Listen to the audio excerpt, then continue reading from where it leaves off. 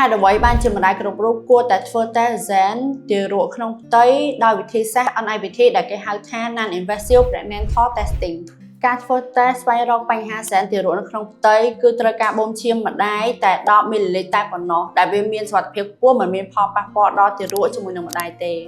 អ្នកម្ដាយគ្រប់រូបអាចធ្វើតេស្តអាពិធីនេះបាននៅពេលដែលអ្នកម្ដាយមានគភ៌ចាប់ពី10សប្តាហ៍ទៅដល់25សប្តាហ៍តែការធ្វើតេស្តអាពិធីនេះជួយឲ្យម្ដាយឪពុកនិងមជ្ឈមណ្ឌលទទួលបានព័ត៌មានសំខាន់ៗអំពីទារកនៅក្នុងផ្ទៃនឹងមានការថែទាំតាន់ពេលវេលាហើយការធ្វើតេស្តអាពិធីនេះដើម្បីជួយស្វែងរកហានិភ័យនៃភាពមិនប្រក្រតីនៃគ្រូម៉ូសូមដែលវាមានដូចជាជំងឺ Down syndrome ដែលគេហៅថា Trisomy ទី21ជាមួយនឹងជំងឺ Edwards syndrome ដែលជា Trisomy ទី18ជាមួយនឹង Fatu syndrome ដែលជា Trisomy ទី13ហើយការធ្វើតេស្តអាពិធីសម័យថ្មីនេះដែលយើងអាចស្វែងរកបន្ថែមពីបញ្ហាគ្រូម៉ូសូមភេទកូនជាមួយនឹងកំណត់ភេទទារកបានសម្រាប់ព័ត៌មានបន្ថែមអ្នកទាំងអស់គ្នាអាចមកដល់ទីតាំងខាងយើងផ្ទាល់បានគឺនៅអគារលេខ52ផ្លូវ456កែ123នៅជិតផ្សារទូទំពង់សូមអរគុណ